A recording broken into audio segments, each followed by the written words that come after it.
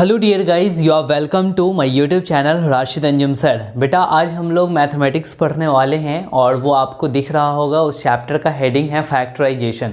मैं आपको बता दूं कि क्लास 8th के एनसीईआरटी का ये 14th चैप्टर है और आज जो हम लोग पढ़ेंगे वो पढ़ेंगे एक्सरसाइज 14.1 का इंट्रोडक्शन। यानी एक्सरसाइज 14.1 को बनाने के लिए हमें क्या क्या ज्ञान होना चाहिए वो सबको आज हम लोग देख रहे होंगे। और यकीन मानो कि हमारा जो ये आज वाला लेक्चर है, इस लेक्चर को पढ़ने के बाद आप ये जब एक्सरसाइज करने बैठेंगे एक भी क्वेश्चन ऐसा नहीं होगा जो तुमसे नहीं बन रहा होगा। सो डोंट वरी, हम लोग इसको स्टार्ट कर लेते हैं। लेकिन थोड़ा सा एक चीज़ जान जाओ, इसको हम लोग कैसे एक्सरसाइज को करेंगे। जो सबसे अच्छा तरीका है वो ये है कि हम आज इसका इंट्रोडक्शन पढ़ लेंगे। इंट्रोडक्शन के बाद आप क्या करेंगे, इसके एक्सरसाइज करेंगे। लेकिन सबसे बड़ा प्रॉब्लम बच्चों के साथ ये होता है कि वो नोट्स का कैसे करें। अब वो नोट्स कैसे बनाएं, तो उसके लिए सबसे बेहतर तरीका तो यही है कि आप हमारे साथ साथ नोट्स को भी करते चले जाएं, ठीक है, वीडियो पॉज कर करके। लेकिन अगर आप हमारे डिस्क्रिप्शन बॉक्स में जाते हैं और वहाँ एक टेलीग्राम का मैंने लिंक दिया हुआ है, तो जैसे ही आप क्लिक करेंगे तो हमारे नोट्स वाले सेक्शन पे आप चले जाएंगे। वहाँ मेरे थ्रू मेरे हैंड रिटेन नोट्स अवेलेबल हैं, आप वहाँ से देख कर करके भी अपने कॉपी में नोट्स कर सकते हैं। अगर आप चाहें तो उसको प्रिंट कर करके भी रख सकते हैं, लेकिन आपको नोट्स करना ज़रूरी है क्योंकि जब आप रिवाइज कर रहे होंगे तो उसमें नोट आपके लिए काफ़ी हेल्पफुल होगा। तो चलो हम लोग इस चैप्टर को शुरू करते हैं। ये जो चैप्टर है बेटा वो है फैक्टराइजेशन, और फैक्टराइजेशन पढ़ने के लिए सबसे पहले हमें एक चीज़ का ज्ञान होना चाहिए, वो है फैक्टर्स, ठीक है। अब ये फैक्टर होता क्या है, तो चलो सबसे पहले हम लोग हेडिंग दे देते हैं फैक्टर्स, ठीक है। ये फैक्टर्स तुम जानो ऐसे, नेचुरल नंबर तो पता होगा, नेचुरल नंबर जो 1 से लेकर के इनफाइनाइट तक होती है। तो पहले हम नेचुरल नंबर के फैक्टर्स को देख लेते हैं, नेचुरल नंबर्स, ठीक है। चलो भैया, नेचुरल नंबर में हम एक नेचुरल नंबर ले लेते हैं जिसका नाम है बेटा 30। अब क्या है ना कि इस 30 के फैक्टर्स को देखते हैं कि अब इसका कौन कौन सा फैक्टर होता है। तो मैं आपको बता दूं कि फैक्टर्स को आपको समझना बस ऐसे ही है कि डिवाइज़र जो होगा वही आपका फैक्टर कहलाएगा। जैसे कि ये समझो डिवाइज़र अब होगा क्या, डिवाइज़र कहने का मतलब कि आप किस चीज़ से डिवाइड दे रहे हैं और वो रिमाइंडर 0 आ रहा है। अगर ऐसा हो रहा है तो वो उसका डिवाइज़र कहलाएगा। जैसे कि मान लो कि मैं 30 को 1 से डिवाइड दे रहा हूँ और हमारा रिमाइंडर 0 आ रहा है, यानी कि कंप्लीटली 30 डिवाइड हो रहा है, तो आप कहेंगे कि 1 हमारा फैक्टर है। वैसे मैं आपको 1 के बारे में बता दूं कि 1 हर एक नेचुरल नंबर का फैक्टर होता है। अच्छा ये देखो, 1 के बाद ये क्या 2 से डिविजिबल है, तो बिल्कुल 2 से डिविजिबल है, तो 2 भी इसके फैक्टर होंगे। 3 होंगे, बिल्कुल होगा। अच्छा 4 होगा, 4 से डिवाइड नहीं होता है। 5 से डिवाइड होता है, 6 से डिवाइड होता है, फिर 10 से होता है, 15 से होता है और 30 से होता है, ठीक है। ये सभी के सभी हमारे क्या है, तो 30 के फैक्टर्स हैं, यानी ये सभी नंबर 30 को कंप्लीटली डिवाइड कर रहा है, इसीलिए ये इसके फैक्टर्स हैं। अच्छा चलो, तो हम यहाँ पे इसको इस तरीके से लिख सकते हैं कि ये हमारे फैक्टर्स ऑफ 30 हैं, फैक्टर्स ऑफ 30 के ये फैक्टर्स हैं। अच्छा तुम्हें प्राइम नंबर के बारे में पता है? प्राइम नंबर वैसे नंबर को कहते हैं जो खुद से और 1 से डिवाइड हो रहा होगा, वही हमारा प्राइम नंबर कहलाएगा। उसके अलावा वो किसी से कंप्लीटली डिवाइड नहीं हो रहा होगा। इसमें ज़रा देखो तो कौन कौन से हैं, ये 2 हैं, 3 हैं और 5 हैं। 1 तो प्राइम नंबर नहीं होता, बाकी ये सभी के सभी हमारे कॉम्पोजिट नंबर हैं। तो यहाँ पे 2, 3 और 5 ये सब के सब हमारे कैसे फैक्टर्स हो गए, तो ये प्राइम फैक्टर्स हो गए। ये बेटा प्राइम फैक्टर्स किसके हैं, तो 30 के प्राइम फैक्टर्स हैं। अब ये फर्दर ब्रेक नहीं कर रहा होगा 2, 3, 5, अब ये किसी दूसरे फैक्टर में नहीं बदल रहा होगा क्योंकि ये तो 1 से या 2 से खुद से डिवाइड होगा, ये 3 1 से या 3 से, 5 1 या 5 से डिवाइड होगा, तो फर्दर ये ब्रेक नहीं करेगा। तो आपको यहाँ पे ये बात समझना है कि फैक्टर्स जो होंगे वो उसको कंप्लीटली डिवाइड दे रहे होंगे, ठीक है, और वो फैक्टर्स प्राइम फैक्टर भी होंगे, कंपोजिट फैक्टर्स भी होंगे। यहाँ पे 30 के प्राइम फैक्टर्स 2 हैं, 3 हैं और 5 हैं। एग्जैक्टली चीज़ें समझ में आ गई। अच्छा, थोड़ा सा और समझ लो कि जैसे कि हमने 30 को ब्रेक कर दिया, 2 इंटू 15 में ब्रेक कर दिया, ठीक है, ऐसे लिखा जा सकता है। 2 इंटू 15 30 आएगा, बिल्कुल आएगा सर। अच्छा, यहाँ पे अब देखो 2 तो फर्दर ब्रेक नहीं होगा, बट 15 यहाँ पे ब्रेक हो जाएगा 3 इंटू 5 में। अब ये 3 इंटू 5 में, बट अब ये 3 और 5 फर्दर ब्रेक नहीं होगा, ये आगे नहीं फैक्टर्स में बदल रहा होगा। इसका मतलब क्या है कि ये जो 2 है और ये 3 है और ये 5 है, ये हमारे प्राइम फैक्टर्स हैं, बट 15 प्राइम फैक्टर्स नहीं है। उसी तरीके से 30 को हम लोग और लिख रहे होंगे, 3 इंटू 10 कर रहे होंगे, 4 से तो नहीं, 5 इंटू 6 होगा, 1 इंटू 30 होगा। तो ये सभी के सभी क्या है, हमारे फैक्टर्स हैं। किसके फैक्टर्स हैं? तो 30 के फैक्टर्स हैं। तो चलो फटाफट से तुम फैक्टर्स जो है वो नेचुरल नंबर के उसको नोट डाउन करो, फिर मैं आगे आपको बताता हूँ, ठीक है। चलो अब हम इसको इरेज करते हैं। और अब नेचुरल नंबर के फैक्टर्स को आपने देख लिया, तो अब अलजेब्रिक एक्सप्रेशन के फैक्टर्स को देखेंगे, क्योंकि इस पूरे के पूरे चैप्टर में हमें अलजेब्रिक एक्सप्रेशन को ही पढ़ना है। Algebraic expression. अब अलजेब्रिक एक्सप्रेशन आपको पहले से पता ही नहीं है कि ये अलजेब्रिक एक्सप्रेशन होता क्या है, तो बहुत बड़े परेशानी में पड़ जाओगे। तो चलो हम इसकी थोड़ी सी छोटी छोटी बेसिक्स को भी समझ लेते हैं। जैसे कि अलजेब्रिक एक्सप्रेशन में किसी भी बच्चे को कांस्टेंट के बारे में पता होना चाहिए पहले से कि व्हाट इज़ कांस्टेंट। तो देखो, जिसकी न्यूमेरिकल वैल्यू फिक्स्ड होगी, fixed numerical value, fixed numerical value, ठीक है भैया, जिसकी न्यूमेरिकल वैल्यू फिक्स्ड हो गई। अच्छा, एग्जाम्पल देख लो, जैसे मैंने ले लिया 5 बोले तो फिक्स्ड है वैल्यू। अगर मैं किसी बच्चों को कहा कि 5 मार्कर्स लाने हैं, तो वो क्या करेंगे, 5 ही मार्कर लेकर के आएंगे, चाहे वो राम हो, श्याम हो, मोहन हो, गीता हो, कोई भी। मैंने कहा 5 मार्कर्स, तो बस 5 ही लाएंगे। चलो भाई, उसी तरीके से हमने कहा 2 - 3 5/7 √2 पाई एक्सेट्रा, ये सभी के सभी हमारे क्या हैं, तो फिक्स्ड न्यूमेरिकल वैल्यू हैं, कांस्टेंट कहलाएंगे, ठीक है। तुम यूँ कह सकते हो कि ऑल रियल नंबर्स, जितने भी रियल नंबर्स हैं वो सब के सब हमारे क्या कहलाएंगे, कांस्टेंट कहलाएंगे। अच्छा, कांस्टेंट समझ गए, तो वेरिएबल भी जान लो कि ये वेरिएबल क्या होगा। अच्छा, वेरिएबल की वैल्यू न्यूमेरिकल वैल्यू फिक्स्ड नहीं होती है। Numerical value is not fixed, numerical value is not fixed, जिसकी न्यूमेरिकल वैल्यू फिक्स्ड नहीं हो। अच्छा, जिसकी न्यूमेरिकल वैल्यू फिक्स्ड नहीं हो वो कौन कौन से हो सकते हैं, तो ए बी सी, देखो ए बी सी से लेकर के एक्स वाई जेड, ये सब के सब ऐसे वेरिएबल हैं जिसकी न्यूमेरिकल वैल्यू फिक्स्ड नहीं होती। अच्छा, कहीं पे मैंने कह दिया कि एक्स का वैल्यू 3 आया, ठीक है, तो कहीं पे x का वैल्यू 5 भी आता है, x का वैल्यू 0 भी आता है, x की वैल्यू निगेटिव भी आती है। तो x की वैल्यू बदल रही है, जब बदल रही है तो वो वेरिएबल हो गए, क्योंकि वेरिएबल बना ही है एक ऐसे वर्ड से जिसका नाम है वैरी, ठीक है। और वैरी मीन्स होता ही है टू चेंज, ठीक है। तो अब आप यहाँ पे समझ चुके हैं कि कांस्टेंट क्या होता है, वेरिएबल क्या होता है। ये सब बेसिक है बेटा, ये बताना पड़ेगा, तब जा कर के आप अच्छे से अलजेब्रिक एक्सप्रेशन के भी फैक्टराइजेशन को समझ रहे होंगे। तो कांस्टेंट एंड वेरिएबल आपने समझ लिया, ठीक है। वीडियो पॉज करो और नोट डाउन करो, ठीक। अब हम आगे चलते हैं, कांस्टेंट एंड वेरिएबल के बाद में टर्म्स को देखते हैं कि टर्म्स क्या होगा। तो हम लोग अब फटाफट से हेडिंग डालते हैं टर्म्स। भैया टर्म्स अब पढ़ने वाले हैं, आपने कांस्टेंट वेरिएबल पढ़ लिया है। अब देखो ये टर्म्स कांस्टेंट वेरिएबल है ना, बस उसी का कॉम्बिनेशन है। यहाँ पे तुम ये कह लो कि combination of constant and variable, constant and variable bye multiplication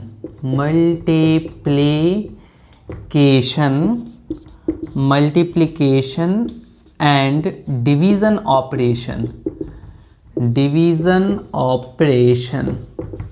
ठीक है। टर्म्स हम बोलेंगे combination of constant and variable bye multiplication and division operation. यहाँ पे कॉम्बिनेशन होगा, किसका कॉम्बिनेशन होगा? तो कांस्टेंट एंड वेरिएबल का। जैसे मान लो हम एक एग्जांपल ले रहे हैं 5xy। यहाँ पे देखो ये तो बेटा आपका कांस्टेंट है, अब बाकी ये क्या है? वेरिएबल है। ये तीनों आपस में मल्टीप्लिकेशन से रिलेशन बना रखा है, इसका मतलब कि ये आपका टर्म होगा। ठीक है, हमने कहीं पे लिख दिया -3x² y z³। ठीक है, ये भी आपके टर्म्स हैं क्योंकि कांस्टेंट है एंड वेरिएबल्स हैं एक्सेट्रा। यहाँ पे आप इतना समझो, बाकी आपको जो है ना वो क्लास 9th में बहुत अच्छे से इन सारी चीज़ों के बारे में डिटेल से समझना है। आपने टर्म्स समझ लिया, तो अब फाइनली आपको समझना है अलजेब्रिक एक्सप्रेशन। अब ये अलजेब्रिक एक्सप्रेशन क्या होगा? अलजेब्रिक एक्सप्रेशन, अब अलजेब्रिक एक्सप्रेशन को समझने के लिए अगर आपने टर्म्स समझ लिया है तो बड़ा आसान है। कैसे? तो समझोगे, ये भी हमारा एक कॉम्बिनेशन है, combination of terms by addition and subtraction operation. अच्छा, ये ऑपरेशन का मतलब पहले समझ लो। मैथमेटिकल 4 ही ऑपरेशन होते हैं, वो एक होता है एडिशन, सब्सट्रैक्शन, मल्टीप्लिकेशन और डिवीज़न। ये 4 ऑपरेशन इन मैथमेटिक्स, मैथ में 4 ऑपरेशन है। तो यहाँ पे क्या है ना कि सब्सट्रैक्शन और एडिशन से अगर टर्म्स को कंबाइन करेंगे तो अलजेब्रिक एक्सप्रेशन बनेगा। यहाँ पे आप एग्जांपल से समझिए कि 5x ये हमारा एक टर्म है और 3ab ये दूसरा हमारा टर्म है। अगर मैं इसको ऐड कर दूं तो ये पूरा का पूरा हमारा अलजेब्रिक एक्सप्रेशन हो गया। ठीक है, आगे चल करके हमें इन्हीं चीज़ों का फैक्टराइजेशन भी पढ़ना है।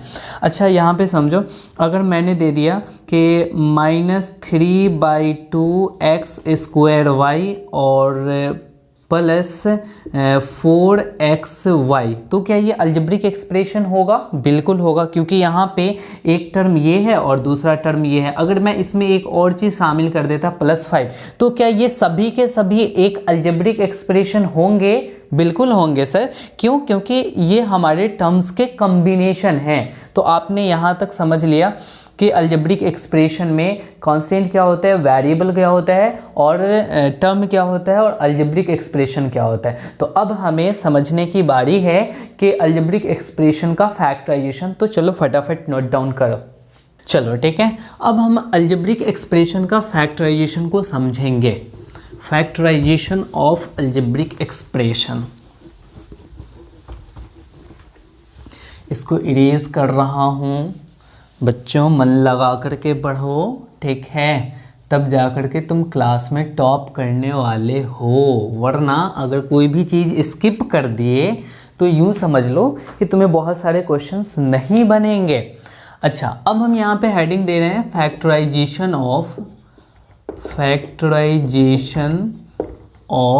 Algebraic expression.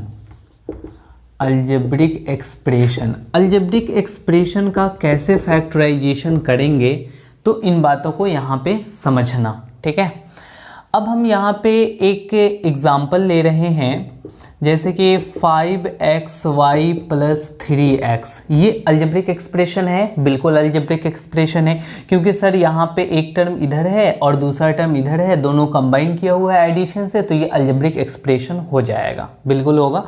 अब हम यहाँ पे इसके फैक्टर्स को समझते हैं।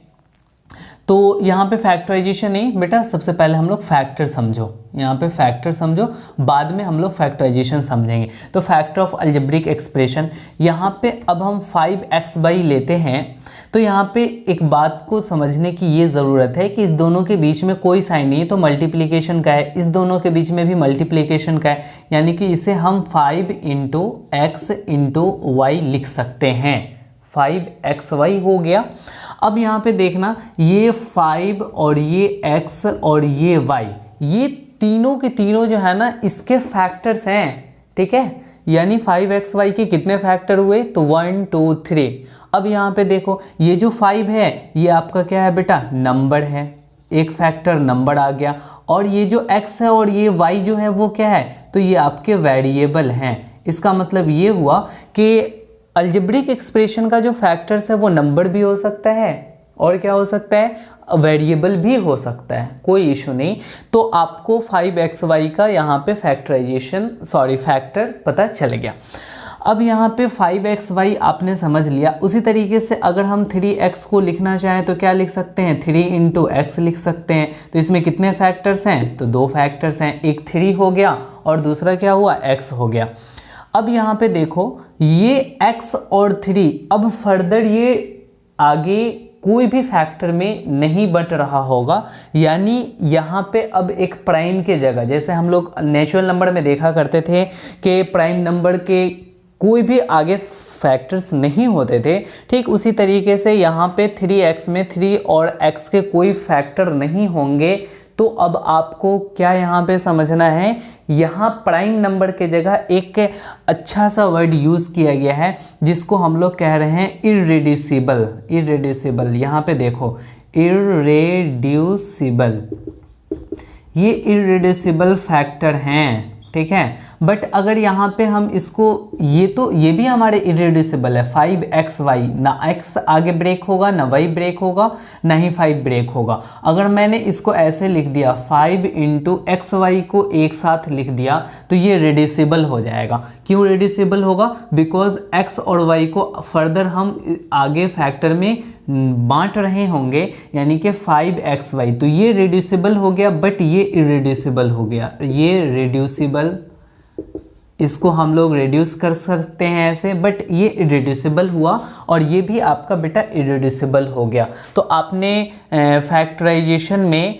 अलजेब्रिक एक्सप्रेशन के फैक्टर्स को बहुत अच्छे से समझ लिया कि किसी भी अलजेब्रिक एक्सप्रेशन के जो फैक्टर्स हैं वो कैसे हम लोग पहचान पाएंगे। अच्छा एक और एग्जांपल लो, जैसे मान लो कि हमने ले लिया 3x इंटू 5 प्लस 4x, ठीक है। अब यहाँ पे समझो कि कितने सारे फैक्टर्स हैं, तो इसको हम लोग बिल्कुल ऐसे कर करके लिख सकते हैं, 3 दोनों के बीच में मल्टीप्लाई, x और इसके बीच में मल्टीप्लाई, तो x लिखेंगे, यहाँ पे मल्टीप्लाई देंगे और फिर ये पूरा का पूरा 5 प्लस 4x लिख डालेंगे, ठीक है। अब यहाँ पे समझो एक फैक्टर 3 है, दूसरा फैक्टर x है और ये जो तीसरा फैक्टर है ये आपका अलजेब्रिक एक्सप्रेशन है, ठीक है। तो अब यहाँ पे ये भी समझ गए कि ये नंबर भी हो सकता है, नंबर के बाद ये वेरिएबल भी हो सकता है और वेरिएबल के साथ साथ ये अलजेब्रिक एक्सप्रेशन भी हो सकता है।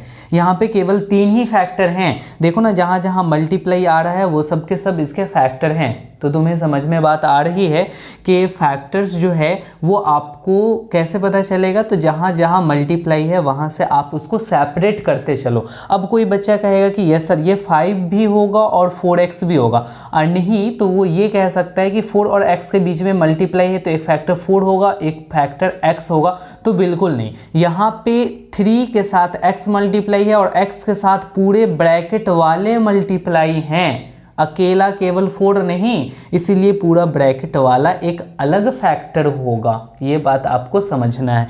अच्छा अब तुमसे एक सवाल है, तुम ये बताओ मुझे कि ये जो पूरा का पूरा है, ये जो सभी के सभी कितने सारे टर्म्स हैं, how many terms in this algebraic expression, यहाँ पे कितने टर्म्स हैं। तो आपका जवाब आना चाहिए बच्चों, बताओ बताओ कितना होगा।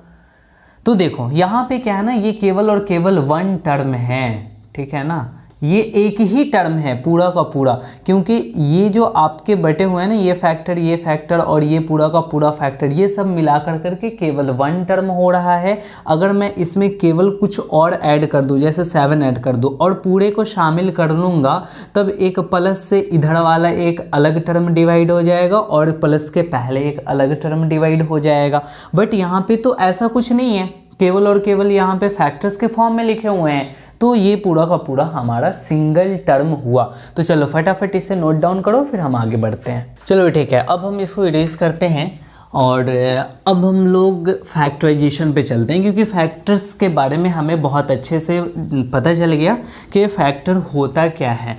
अब हम लोग फैक्टराइजेशन की तरफ मूव करते हैं, तो हेडिंग देते हैं फैक्टराइजेशन।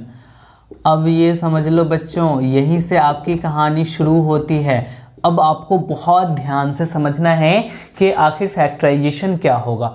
तो एक्चुअली में ये एक प्रोसेस है, और किन चीज़ों का प्रोसेस है, तो पहले डेफिनेशन देखिए। It is the process, it is the process of writing a number और algebraic expression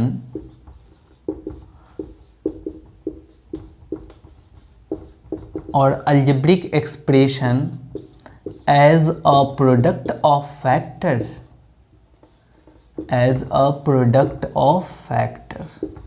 बात को समझना। It is the process of writing a number और अल्जेब्रिक एक्सप्रेशन, किसी नंबर को या अल्जेब्रिक एक्सप्रेशन को as a product of factor. ये बहुत इंपॉर्टेंट है, यहाँ पे समझो। किसी नंबर को या अल्जेब्रिक एक्सप्रेशन को आप प्रोडक्ट ऑफ फैक्टर के प्रोडक्ट के फॉर्म में लिख देंगे, तो वो जो लिखने का प्रोसेस है ना, वो जो प्रोसेस कहलाएगा वही फैक्टराइजेशन होगा। जैसे हम यहाँ पे देखते हैं, एक एग्जांपल लेकर के देख लेते हैं। जैसे कि हमने 2x + 4 ले लिया बच्चों, ये हमारा अल्जेब्रिक एक्सप्रेशन है, बिल्कुल। अब हम इस अल्जेब्रिक एक्सप्रेशन को क्या करते हैं, ध्यान से देखना, इसमें भी 2 है और इसमें भी 2 है बच्चों। क्यों? क्योंकि 2 2s are 4। देखो ना, यहाँ पे 4 को आप 2 × 2 लिख सकते हो ना, तो इस वाले के पास भी 2 है और इस वाले टर्म के पास भी 2 है, तो दोनों में 2 कॉमन हो गया। तो फिर इसमें क्या बचा, x बच गया, और फिर हम इसको यहाँ पे प्लस की जगह प्लस, और एक 2 तो आपने बाहर निकाल लिया था, तो यहाँ पे 2 बचा। इसका मतलब ये हो गया कि इस अल्जेब्रिक एक्सप्रेशन को हमने क्या किया, हमने प्रोडक्ट ऑफ फैक्टर, एक फैक्टर 2 हुआ और दूसरा फैक्टर क्या हो गया बच्चों, तो x + 2 हुआ। यानी ये वाली फैक्टर और ये वाली फैक्टर, दो फैक्टर के प्रोडक्ट में हम लोगों ने इस अल्जेब्रिक एक्सप्रेशन को कन्वर्ट कर दिया। तो यही जो प्रोसेस है, इसी प्रोसेस को हम लोग बोलेंगे फैक्टराइजेशन। यानी आपने क्या किया, इसका आपने फैक्टराइजेशन कर दिया, ये हो गया फैक्टराइजेशन। बिल्कुल उसी तरीके से एक और देख लो। जैसे कि हमने यहाँ पे लिखा x⁵ प्लस हमने लिख दिया x। अब क्या करोगे, अब आप यहाँ पे ये करोगे कि दोनों में x, इसके पास 5 है, यहाँ पे 5 टाइम्स x मल्टीप्लाई है, इसका मतलब कि यहाँ पे 5x है, यहाँ पे सिंगल x है, तो सिंगल तो दोनों के पास है, तो हमने एक x को कॉमन निकाल लिया। फिर यहाँ पे देखो क्या बच जाएगा, x⁴ बचेगा, क्योंकि एक बाहर निकल चुका है। और यहाँ पे देखो, अब इसके फैक्टर क्या हो सकते थे, ×1। जब आपने x को बाहर निकाल लिया तो क्या बचा, केवल और केवल 1 बचा। तो यहाँ पे प्लस है, तो प्लस दे करके आप यहाँ पे 1 लिख लो बच्चों। अब क्या है ना, इसको मैं हटा देता हूँ। अब यहाँ पे समझो कि आपने इस अल्जेब्रिक एक्सप्रेशन को यहाँ पे प्रोडक्ट ऑफ फैक्टर कर दिया। जैसे कि ये वाला एक अलग फैक्टर था, ये वाला अलग फैक्टर था, दोनों के बीच में कोई साइन नहीं है, यानी कि मल्टीपल का साइन है। तो आपने इसकी क्या कर दी, आपने इसकी फैक्टराइजेशन कर डाली, फैक्टराइजेशन। तो आपको फैक्टराइजेशन का मतलब पता चल गया क्या होता है, कि फैक्टराइजेशन एक प्रोसेस है। और कैसा प्रोसेस है, तो किसी भी अलजेब्रिक एक्सप्रेशन को या किसी भी नंबर्स को प्रोडक्ट ऑफ फैक्टर में लिख देना। अब ये जो फैक्टर होगा, इसके लिए एक ख़ास बात ये है कि ये तो आपका या तो नंबर होगा, ये फैक्टर आपका नंबर होगा। अगर नंबर नहीं हुआ तो ये आपके वेरिएबल्स होंगे। अगर ये आपके वेरिएबल्स नहीं हुए तो ये आपके अलजेब्रिक एक्सप्रेशन होंगे। यहाँ पे ध्यान देना। जैसे कि देखो, इस जगह पे आपने इस अलजेब्रिक एक्सप्रेशन को फैक्टराइज किया है, तो डबल यहाँ पे फैक्टर आए हैं, तो ये आपके नंबर हो गए और ये आपके अलजेब्रिक एक्सप्रेशन हो गए। ठीक उसी तरीके से यहाँ पे अगर तुम देखोगे तो ये आपका क्या हो गया, वेरिएबल हो गया, और ये आपके अलजेब्रिक एक्सप्रेशन हो गए। तो इन तीनों में से कुछ भी हो सकता है। बस आपको ध्यान रखने की ज़रूरत ये है कि फैक्टराइजेशन जो है, बस वो as a product of factors ही लिखे जाएंगे। तो आपने फैक्टराइजेशन का मतलब समझ लिया। तो अब हमें समझना है मेथड्स ऑफ फैक्टराइजेशन। आखिर हम इसको इस तरीके से क्यों लिख पा रहे हैं और कैसे लिख पा रहे हैं, इसका कोई ना कोई तो तरीका होगा। ठीक है, तो उसी को हम लोग मेथड ऑफ फैक्टराइजेशन की कैटेगरी में लेकर के आते हैं और बताया जाता है कि कैसे हमें फैक्टराइज करना है। देखो, ये जो फैक्टराइजेशन चैप्टर है ना, थोड़ा सा आपको दिमाग खोल कर करके पढ़ने की ज़रूरत है। आप बैठ कर के पढ़ रहे हैं तो कंसंट्रेट होकर के पढ़ाई कीजिएगा। यकीन मानो जब आप ये चैप्टर हमसे पढ़ कर के एक्सरसाइज बनाओगे, एक भी क्वेश्चन आपसे नहीं छूटेगा, और जो छूटेगा तो कोई नहीं, हम आपको उस एक्सरसाइज के पूरे सॉल्यूशन को डिटेल में लेकर के आएंगे तो वहाँ से आपके कवर हो जाएंगे। ठीक है, तो चलो भाई अब हम इसको हटाते हैं और आगे बढ़ते हैं मेथड ऑफ फैक्टराइजेशन पे। फटाफट से इसे नोट डाउन करो। चलो ठीक है, अब हम इसको हटाते हैं। अब हम हेडिंग लगाते हैं मेथड ऑफ फैक्टराइजेशन। ठीक है, method of factorisation, method of factorisation. Factorisation सीख रहे हैं क्लास 8th में, बहुत अच्छा सा चैप्टर है, बहुत खूबसूरती के साथ सीखेंगे। अब ये देख बउआ कि फैक्टराइजेशन आखिर हम लोग किस किस मेथड से करेंगे। तो सबसे पहला जो मेथड है वो है आपका मेथड ऑफ कॉमन फैक्टर। ये समझो, मेथड ऑफ कॉमन फैक्टर।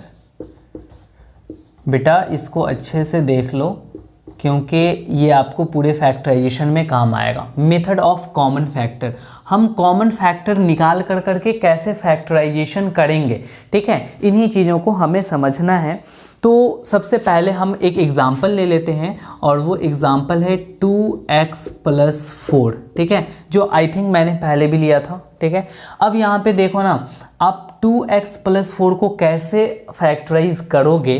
तो आप सबसे पहले जानते हो कि 2x को हम लिख सकते हैं 2 × x, और 4 को हम लोग कैसे लिख सकते हैं, तो 2 × 2 लिख सकते हैं। तो चलो भाई 2x के जगह हम 2 × x करेंगे, प्लस के जगह प्लस करेंगे, 4 को हम 2 × 2 लिख सकते हैं। अब आगे देखो, एक टर्म ये है, दूसरा टर्म ये है। अब इसमें से कॉमन, यहाँ हेडिंग देखो, कॉमन फैक्टर निकालना है। इन दोनों में कॉमन होना चाहिए, जो इसके पास भी हो और वही उसके पास भी हो, तो यही तभी जा कर के कहलाएंगे कॉमन। तो अब हमें कॉमन निकालना है। तो कॉमन इसके पास देखो बच्चों, यहाँ पे 2 है और यहाँ पर भी 2 है, तो एक तो 2 निकल चुका। ठीक है, अब हम देंगे इनटू का साइन। अब जो बच जाएगा, अब तो कोई कॉमन नहीं लग रहा है, तो जो बच जाएगा उसको हम लोग ब्रैकेट में लिखेंगे। इसमें से 2 मैंने कॉमन निकाल लिया, तो क्या बचेगा बेटा, x बचेगा, और प्लस के जगह हम प्लस देंगे। इसमें से 2 हमने कॉमन निकाल लिया है, तो यहाँ पे क्या बच जाएगा, 2 बच जाएगा। यानी कि आप इसको लिखेंगे 2 × x + 2। ठीक है, तो जब आपने ऐसे कर लिया तो अब देखो आपने अलजेब्रिक एक्सप्रेशन को उसके फैक्टर्स के प्रोडक्ट के फॉर्म में कन्वर्ट कर दिया। अब ये फर्दर रिड्यूस नहीं होगा। अब एक ये 2 तो आपका इरेड्यूसिबल है ही, प्राइम नंबर है ही, और ये इरेड्यूसिबल है। तो अब आपने क्या किया, इसको प्रोडक्ट ऑफ फैक्टर्स लिख लिया, हो गया इसका फैक्टराइजेशन। इसी प्रोसेस को हम लोग कहेंगे फैक्टराइजेशन करना, और किससे, तो कॉमन फैक्टर निकाल करके।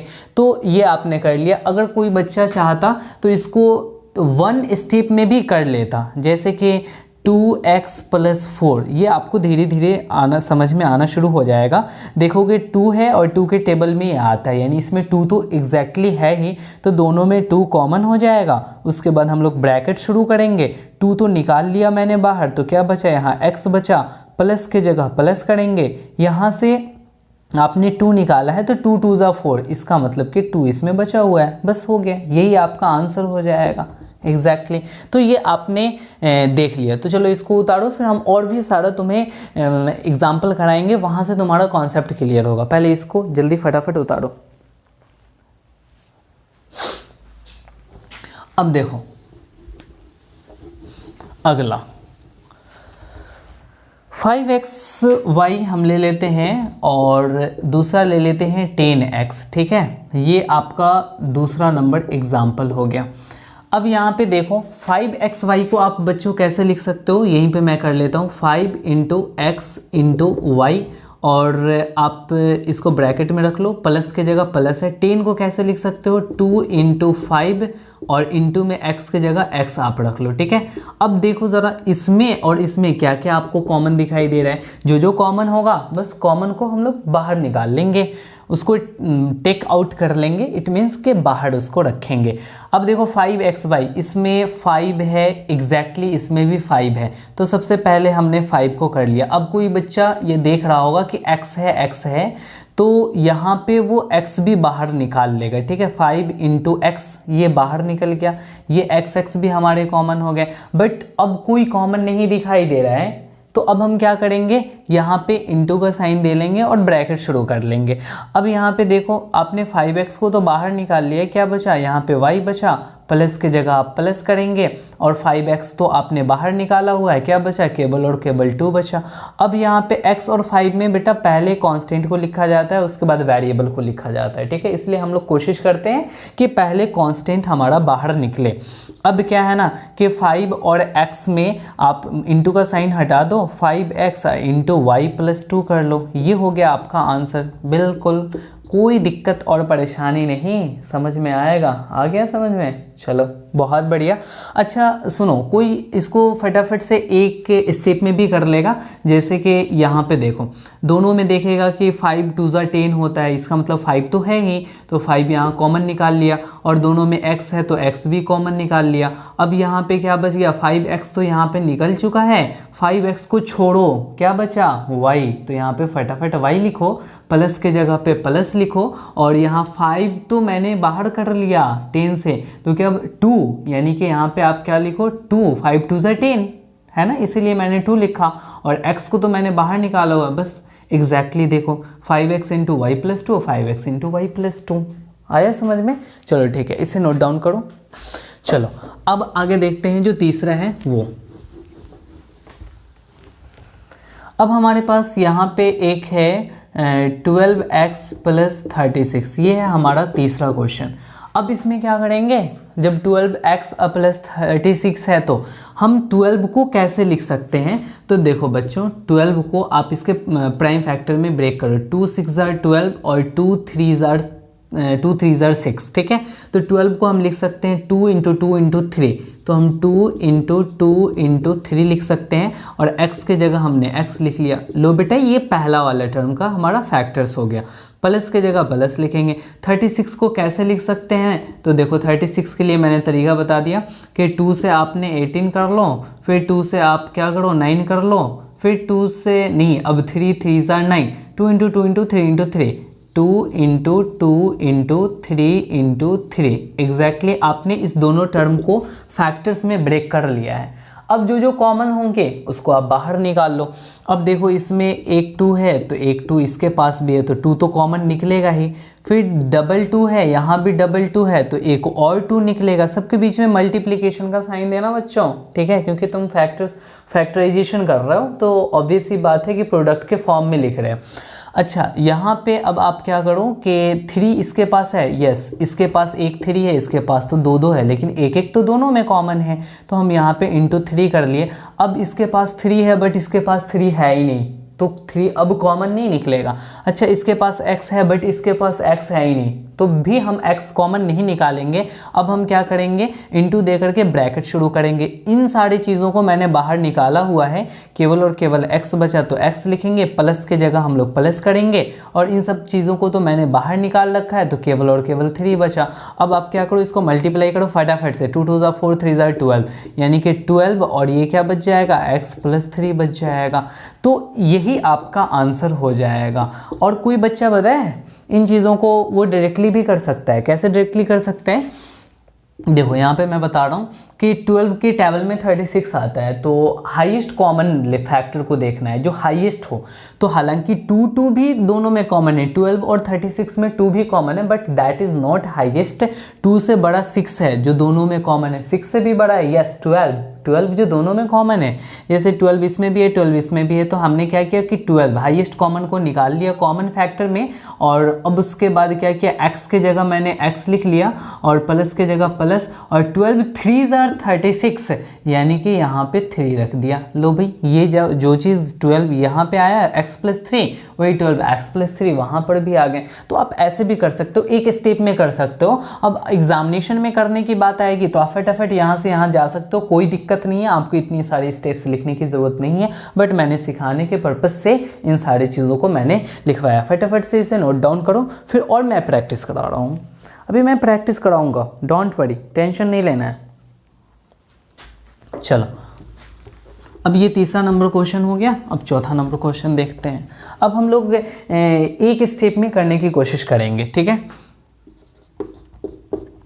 जैसे कि 22y और -33z, बताओ बच्चों, अब इसका फैक्टराइजेशन करेंगे। सबसे कॉमन हाईएस्ट कॉमन फैक्टर, ठीक है, तो आई थिंक 11 इसमें भी है, 11 2 22, 11 3 33, तो 11 तो दोनों में है बच्चों, तो 11 यहाँ पे कॉमन हो जाएगा। तो फिर अब इसमें क्या बचेगा, 11 2 22 यानी कि 2 तो ऑलरेडी बचा हुआ है, ठीक है, और यहाँ पे y है तो y बचा हुआ है। अच्छा यहाँ पे माइनस की जगह माइनस देंगे, 11 3 are 33 यानी 3 तो इसके पास अभी है तो 3 लिख लेंगे, और z तो मैंने बाहर निकाला नहीं तो यहाँ पे ये हो जाएगा।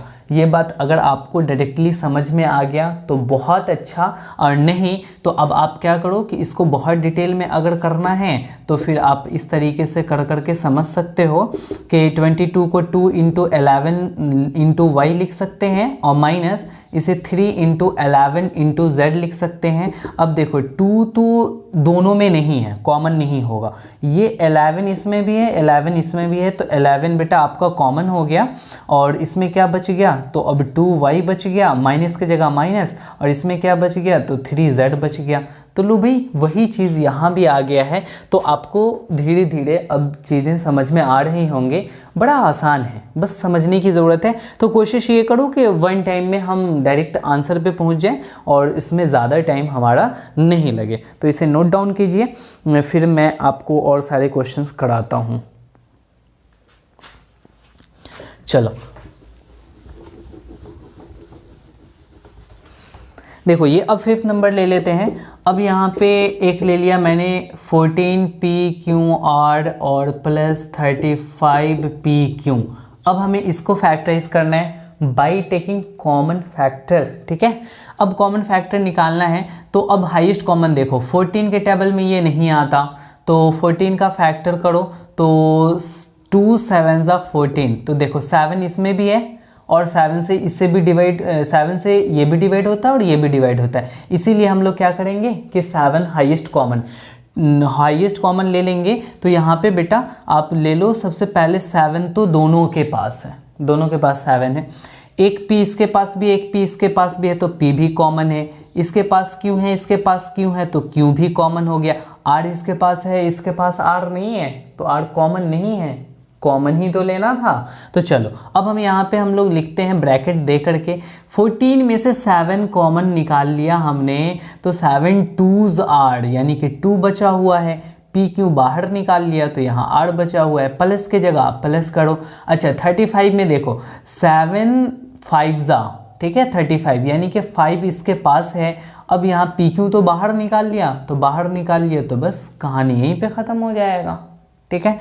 5 नंबर के बाद हम लोग 6 नंबर लेते हैं, ठीक है। अब एक क्वेश्चन हम ये लास्ट कर रहे हैं, उसके बाद हम लोग फिर नेक्स्ट मेथड पे हम लोग चलेंगे, ठीक है। तो अब हम ये वाला जो क्वेश्चन ले लेते हैं वो इस तरीके से है कि 12a²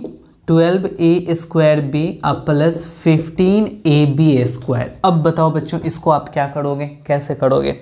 तो इसको करने के लिए क्या है ना, आप हाईएस्ट कॉमन देखोगे, तो 12 से ये डिवाइड नहीं हो रहा, तो 12 का हम लोग फैक्टर करेंगे, 2 6 12, तो 6 से तो हो नहीं रहा, तो 3 4 12, इसमें पहले 4 से चेक करेंगे, नहीं हो रहा, तो अब क्या करेंगे 3 से चेक कर लेंगे। देखो यहाँ 3 4 12, 3 5 15, इसका मतलब ये हुआ कि 3 कॉमन फैक्टर है, तो 3 तो हमने निकाल लिया। a² और a, यहाँ स्क्वायर कहने का मतलब क्या होता है, ए स्क्वायर कहने का मतलब ए इंटू ए होता है, तो यहाँ पे डबल डबल ए है, यहाँ पे सिंगल ए है, तो एक एक तो दोनों के पास है भाई मेरे। यहाँ पे इसके पास दो दो है, इसके पास एक है, तो एक एक दोनों के पास है, भले एक एक्स्ट्रा है इसके पास, तो एक एक कॉमन होगा, यानी ए कॉमन हो गया। अच्छा बी इसके पास सिंगल है, इसके पास डबल है, तो सिंगल सिंगल तो दोनों के पास है, तो यहाँ पे बी भी कॉमन हो जाएगा। तो अब क्या बचेगा बच्चों, यहाँ पे 3 आपने निकाले तो 3 4 12 हो जाएगा, और ए स्क्वायर बी में से देखो ए स्क्वायर में से ए निकाला है, यानी एक ए बचा हुआ है, ठीक है, और बी आपने बाहर निकाल लिया है। तो अब यहाँ प्लस के जगह प्लस करो, अब 3 से 3 5 15 हो जाएगा, और ए तो आपने बाहर निकाल लिया, डबल में से सिंगल बाहर निकाला, तो यहाँ पे सिंगल बी बचा रह जाएगा। तो ये हो गया एग्जैक्टली आपका कॉमन फैक्टर से हमें फैक्टराइजेशन करना। तो आप फटाफट इसे नोट डाउन करें। अब हम लोग चलेंगे नेक्स्ट मेथड पे, ठीक है, मैं साइड हो जाता हूँ। चलो अब हम ये वाले मेथड को इरेज कर रहे हैं और दूसरे वाले मेथड पे चलेंगे, जो एक्सरसाइज 14.1 को बनाने के लिए काफ़ी मददगार होगा, ठीक है। अब हमारा जो सेकंड होगा factorisation by regrouping, factorisation by regrouping. अब देखो बच्चों, यहाँ पे रीग्रुप कर करके फैक्टराइज कर रहे होंगे। रीग्रुपिंग मतलब कि उसको ग्रुप करना, फिर से ग्रुप करना, और वो कैसे होगा, तो हम इसमें एग्जाम्पल ले लेते हैं, ठीक है, और मैं आपकी किताब से ही एग्जाम्पल ले लेता हूँ, ठीक है, और वो एग्जाम्पल है 2xy + 2y, 2xy + 2y + 2y। आपकी ये एग्जाम्पल NCERT से ली गई हैं, + 3x + 3 + 3x + 3 एग्जैक्टली। अब यहाँ पे देखो कि ऐसा है, आपको 4 टर्म दिखाई दे रहा है, और चारों टर्म से कोई ऐसा नहीं है जो चारों के चारों में कॉमन हो, लेकिन अगर आप बेटा ग्रुपिंग कर लेते हो ना, वो ग्रुपिंग किसका कर लेते हो, इस दोनों का ग्रुपिंग कर लेते हो और इस दोनों का ग्रुपिंग कर लेते हो, तो इस दोनों में कॉमन है और इस दोनों में भी कॉमन है, तो आप दोनों तरफ कॉमन दो दो का ग्रुपिंग करने पे मिल रहा है, तो वही काम करेंगे। यही हो गया रीग्रुपिंग। आप यहाँ से इस दोनों का ग्रुप बनाएं, इस दोनों का ग्रुप बनाएं, कॉमन निकालें, फिर आगे बढ़ते चले गए। चलो हम वही काम करते हैं। तो इसमें देखो 2 2 तो दोनों में है, और x इसमें नहीं है तो कॉमन नहीं लेंगे, y दोनों के पास है तो y भी कॉमन हो जाएगा, फिर ब्रैकेट देंगे। 2 और y हमने बाहर कॉमन निकाल लिया, क्या बचा, x बचा, तो हम x लिख लेंगे, प्लस के जगह प्लस लिखेंगे। 2y तो मैंने निकाल लिया एग्जैक्टली। अब क्या लिखें, अब तो यहाँ पे मैंने पूरा का पूरा चीज़ को मैंने कॉमन ही निकाल लिया, तो क्या, तो मैंने आपको एक चीज़ बताया था कि कोई भी नंबर, कोई भी टर्म्स, कोई भी अलजेब्रिक एक्सप्रेशन में किसी भी टर्म्स को उठा लो, सबका फैक्टर 1 ज़रूर होता है। तो यहाँ पे 1 फैक्टर तो था ही, तो आपने 2y बाहर निकाल लिया, तो यहाँ पे 1 बचा, तो 1 आप लिख लेंगे, कोई दिक्कत नहीं। समझ में आ गया एग्जैक्टली। तो अब हम इस 1 को हटा देते हैं। अब यहाँ पे देखो, यहाँ पे दोनों तरफ साइन प्लस है तो प्लस कॉमन करेंगे, दोनों में 3 है तो 3 कॉमन करेंगे। इसमें क्या बच गया बच्चों, x बच गया, तो x लिखेंगे, प्लस के जगह प्लस लिखेंगे। अच्छा यहाँ पे 3 तो मैंने बाहर निकाल लिया, फिर वही बात, 3 के साथ 1, 3 का फैक्टर 1 होता है ना, तो हम 3 × 1 तो लिख सकते हैं। जब आपने 3 बाहर निकाल लिया तो क्या बच गया, 1 बच गया, तो आप 1 को यहाँ पर लिख लो। अब लो, इसको मैं हटा दिया। अब यहाँ पे अब देखो, एक यहाँ से यहाँ तक की टर्म है और एक यहाँ से यहाँ, क्योंकि प्लस इसको 2 टर्म में, एक टर्म ये हो गया और एक टर्म ये हो गया, 2 अलग अलग टर्म में बांट दिया है। तो अब हम क्या करेंगे, इन दोनों में से कॉमन निकालेंगे। अरे भाई, जो कॉमन होगा उसको हम बाहर निकाल लेंगे, फिर आगे बढ़ेंगे।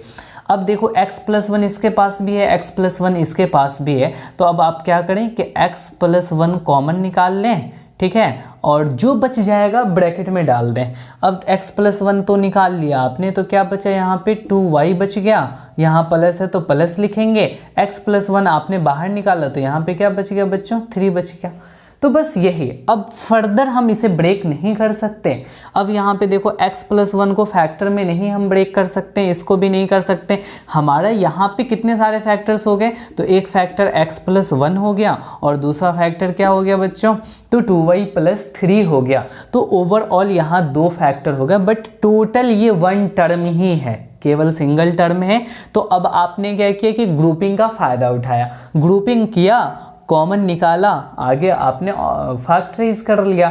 तो फैक्टराइजेशन का एक तरीका, सबसे पहला कॉमन मेथड है, कॉमन फैक्टर निकाल करके करते हैं, और जो दूसरा है वो है रीग्रुपिंग। जब आप ग्रुपिंग करोगे तो फिर आपका जो है वो फर्दर फैक्टराइज हो जाएगा। तो अब ग्रुपिंग के मेथड्स हैं, वो किस तरीके से ग्रुपिंग करोगे, तो ध्यान देना, अक्सर वो 4 टर्म दिया करेगा। और वो 4 टर्म कैसे दिया करेगा, तो जैसे a + b + c + d। देखो बच्चा, मैंने यहाँ पे क्या किया ना बेटा कि 4 टर्म ले लिया। अब इस 4 टर्म में ग्रुपिंग कैसे करें, तो आप ग्रुपिंग इस तरीके से कर सकते हो, पहले दूसरे का और तीसरे चौथे का। ये एक तरीका हो गया, जैसे अभी अभी मैंने किया, यहाँ पे पहले दूसरे और तीसरे चौथे का मैंने ग्रुपिंग कर लिया। ठीक उसी तरीके से हम और भी दूसरा तरीका ग्रुपिंग का हो सकता है। लो बेटा, हमने क्या किया, 4 टर्म ले लिया। तो अब आप क्या करो ना कि यहाँ पे पहले का तीसरे से ग्रुपिंग हो गया और दूसरे का चौथे से ग्रुपिंग हो गया। तो इस तरीके से भी ग्रुपिंग हो सकता है। आपको क्या करना पड़ेगा, पहले तीसरे को एक साथ लिखना पड़ेगा और दूसरे चौथे को एक साथ लिखना पड़ेगा। अच्छा, और भी तरीका हो सकता है, एक और तरीका है ABCD है। तो अब आप क्या करो कि पहले को चौथे से और दूसरे को तीसरे से, इस तरीके का भी ग्रुपिंग हो सकता है। ओवरऑल आपके साथ जो है वो 3 मेथड हमने बताया, और इन तीनों मेथड से आप ग्रुपिंग कर सकते हो। कहीं पर भी इन तीनों मेथड का यूज़ कर करके आप देख लेना अपने हिसाब से कि किसमें कॉमन फैक्टर निकल रहा है। बनाने का यही तरीका है कि जहाँ कॉमन फैक्टर निकले ना, बस उसी को आप ग्रुपिंग करो, फिर आपकी बात बन जाएगी। आपने ये किया है तो आपने नोट डाउन करो, फिर मैं आपको अगले क्वेश्चन की प्रैक्टिस कराता हूँ। लिखो लिखो फटाफट फटाफट इसको लिखो, फिर मैं बताता हूँ।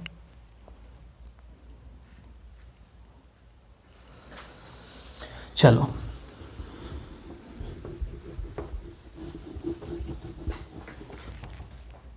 चलो अब जो है वो हम दूसरा ले लेते हैं, 6xy - 4y। ठीक है, आगे आपके जो क्वेश्चन में दिया हुआ है वो +6 - 9x, +6 - 9x दिया हुआ है। अब इसे करना है तो आपको देखना पड़ेगा कि अगर मैं पहला दूसरा को ग्रुपिंग कर रहा हूँ तो इसमें कॉमन है, यस 4 और 6 में तो 2 कॉमन है, ऑब्वियस y भी कॉमन है, 6 और 9 में हमारे 3 कॉमन हो जा रहे हैं। तो हम ले सकते हैं पहला दूसरा, और पहला दूसरा को ग्रुपिंग कर लो, कोई दिक्कत नहीं है। यहाँ पे 6 और 4 में 2 दोनों में है, 3 2 6 और 2 2 4, तो 2 तो है, y दोनों में है तो आप y भी ले लो।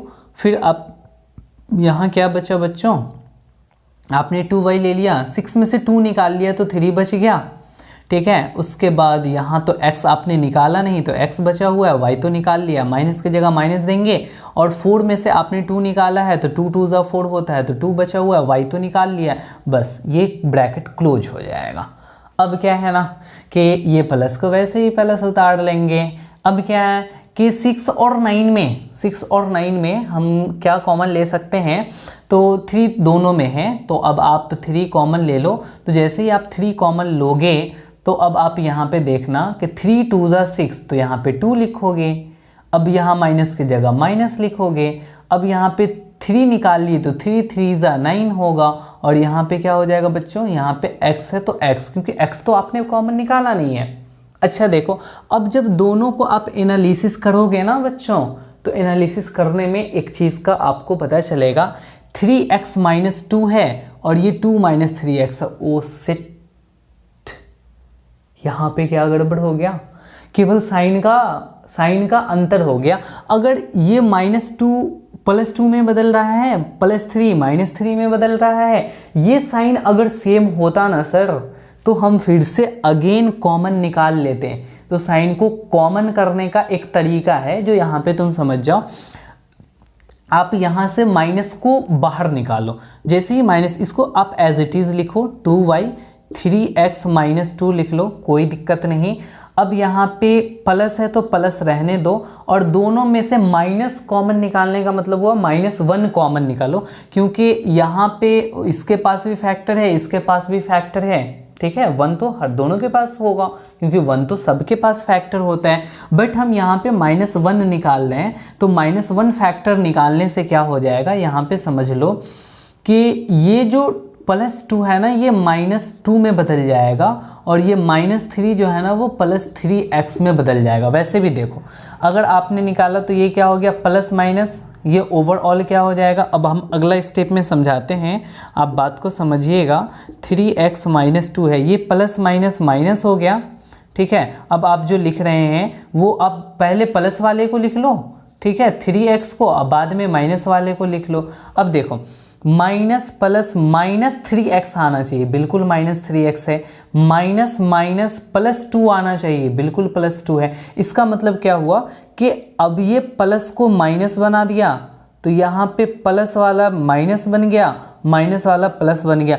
यानी आप बाहर में माइनस निकाल करके, माइनस कॉमन निकाल के जैसे ही मल्टीप्लाई करेंगे तो सबकी साइन पलट जाएगी, और जब जैसे ही पलटेगी बस आपके दोनों की तरफ फैक्टर्स क्या हो जाएंगे, सेम हो जाएंगे।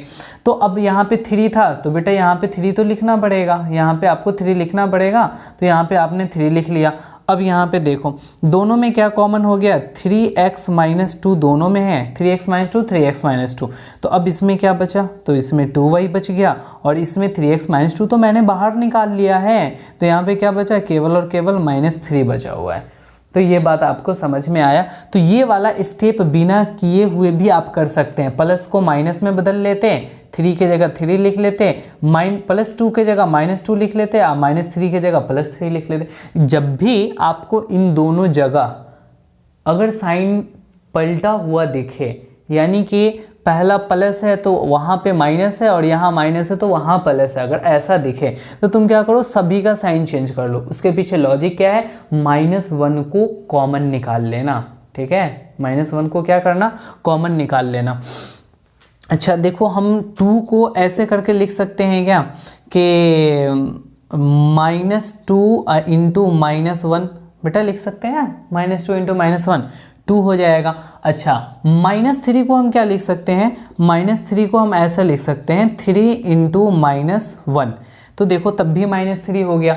तो यहाँ 2 के पास भी एक फैक्टर -1 है, और -3 के पास भी एक फैक्टर -1 है। लेकिन ध्यान रखने की बात यह है कि 2 के पास एक फैक्टर -1 है, बट जो दूसरा है वो -2 हो जाएगा फैक्टर, यानी प्लस वाला माइनस में बदल जाएगा अगर -1 फैक्टर लेंगे तो, और माइनस वाला प्लस में बदल जाएगा अगर -1 फैक्टर लेंगे तो। बस मैंने तो यही किया, यहाँ पर मैंने -1 कॉमन निकाला, जैसे ही कॉमन निकाला तो इसके साइन क्या हो गए, पलट गए। तो एग्जैक्टली बस आपका आंसर यही हो जाएगा।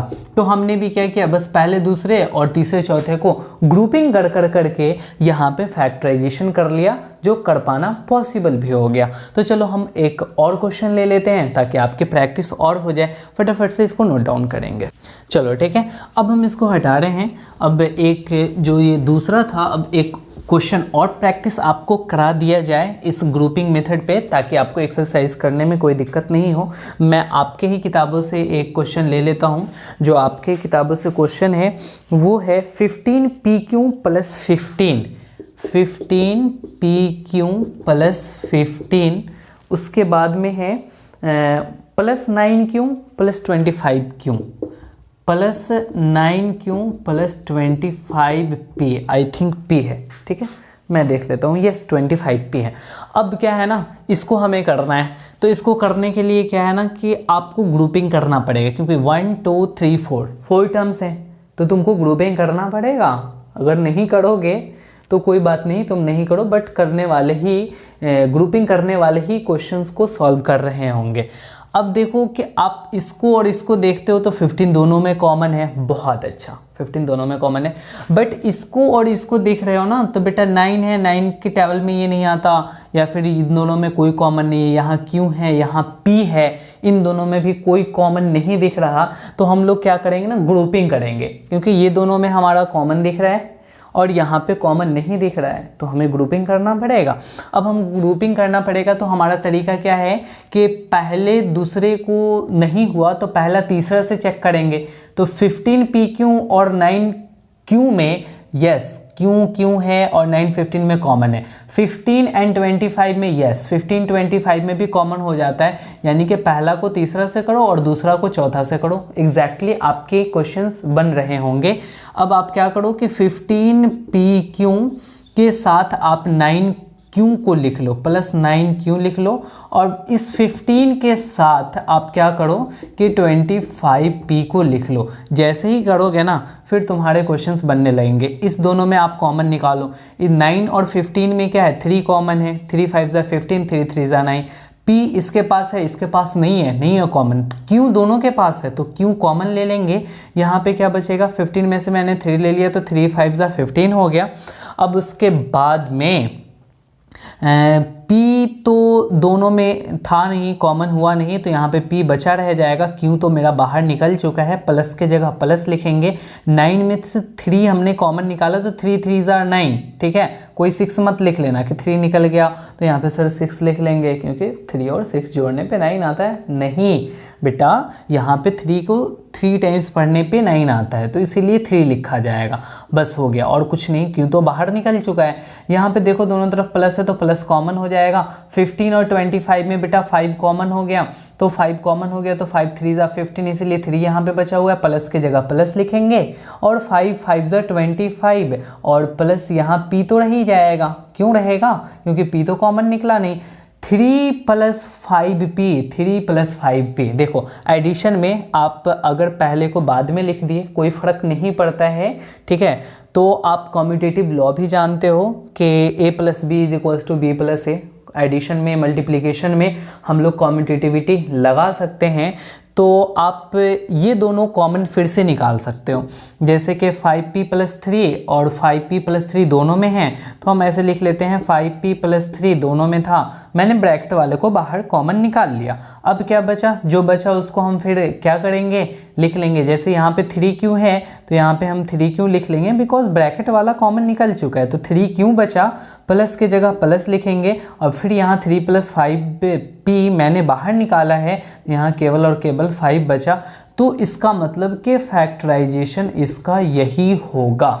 तो हम ये उम्मीद करते हैं कि आपको मैंने एक्सरसाइज 14.1 का जो इंट्रोडक्शन है उसको बहुत बेहतरीन ढंग से समझाने का कोशिश किया और आप समझे भी होंगे। अगर कोई बच्चा नहीं समझा है और कहीं कहीं पे उसको समझने में दिक्कतें आई हैं, तो वो क्या करे कि वीडियोस को थोड़ा सा पीछे कर करके दोबारा देखें और नोट्स बनाएं, फिर उसको बार बार समझने की कोशिश करें, उसको पक्के तौर पे समझ में आएगा।